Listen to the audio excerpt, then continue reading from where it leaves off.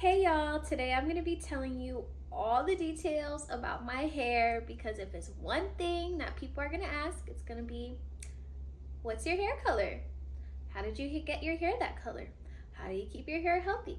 And sometimes I want to be asked, how was your day? How you doing? So let's get straight into it.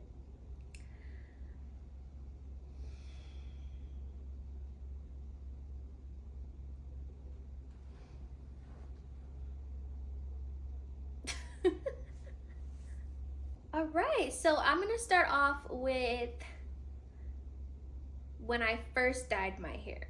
I don't have any footage of it, I don't think, because I was struggling. It took me 3 attempts to get my hair this color because I was using 30 volume developer and I really should have switched to 40 volume developer sooner.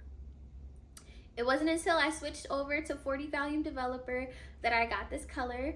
I didn't bleach my hair and I don't bleach my hair, so when I used 30 volume developer, it wasn't lifting my hair enough to the color that I wanted. Now, this is controversial and you're probably gonna get people to tell you that you shouldn't use 40 volume developer, but I wanted the color that I wanted and I wasn't getting it with 30 volume developer, so 40 it is. I used 4 boxes of the L'Oreal High Color HiLights and the color Copper. Just realized I should have started off with that. I used the L'Oreal High Color HiLights Copper. I keep telling y'all, that's what I use. You keep asking me. I'm not gonna say this is the last time I'm gonna tell you, but I hope you listen this time. Okay? And ask me how am I doing. Anyways, that's when I think I covered everything for when I first dyed my hair. I do have footage for when I dye my roots, so I'm gonna walk you through that and walk you through my wash day. I used 2 boxes of the L'Oreal High Color HiLights Copper. Gotta say it again, make sure y'all hear me. I used 2 boxes and then I used a 40 volume developer. The one box of the dye calls for 2.4 ounces of developer, so that's what I do.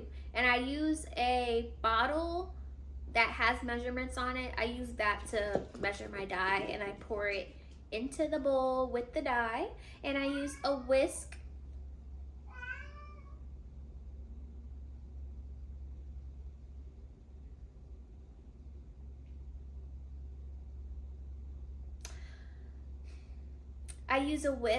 to mix the dye and the developer together because it can be a little hard to mix it. Then I also cover my sink and my where was I at before my cat interrupted me?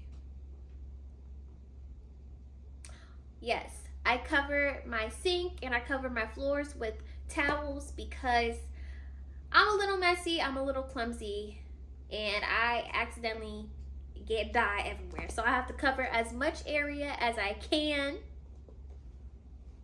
to prevent panic later on. Now, when I put the dye on my roots, I use a little brush applicator thing. I don't know the terminology, but I could show you, and I will.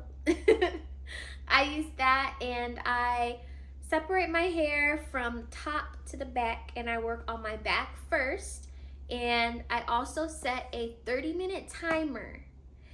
By the end of the 30 minutes, I'm already done with the whole process and my roots are already lifted and dyed and ready to be washed out. I do the back half of my head first because want to get hot roots, and if I do, I'd rather my hot roots be in the back of my head rather than the front of my head.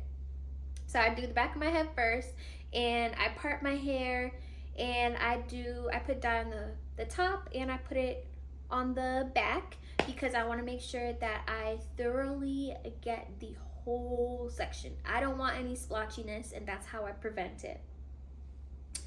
So after I put the dye on my roots, I always have leftover dye left, so I put conditioner in the rest, and then I apply it all over my hair.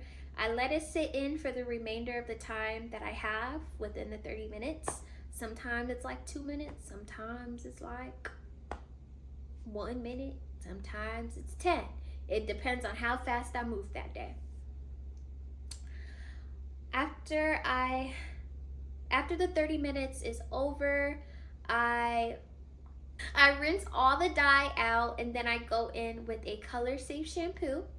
I scrub my scalp real nice, real good, get all the dye out, and then I go in with my conditioner. I bounce back and forth between the ApHogee keratin treatment, the ApHogee 2-step protein treatment, and TGIN's honey miracle mask. What is it?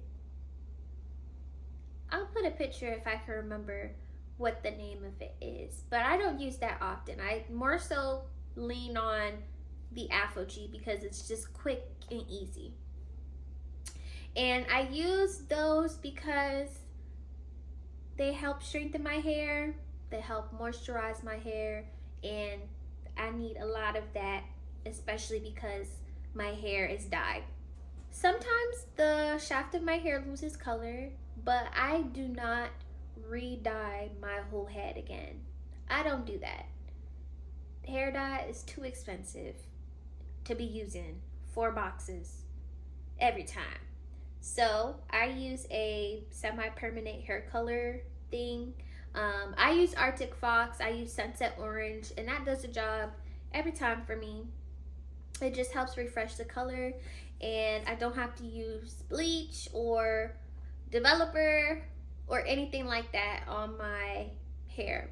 Now moving on to protective styles. For my braids, for my twists, for my faux locks, for my bohos, I use 350. I use the shade 350. I've had people stop me at work like there is an emergency, asking me what color my braids are. 350. Okay? I think that I've walked through everything. If you have any other questions, please leave them in the comments below. You know, throw in a little like, throw in a little subscribe, do all that good stuff. Thank you in advance.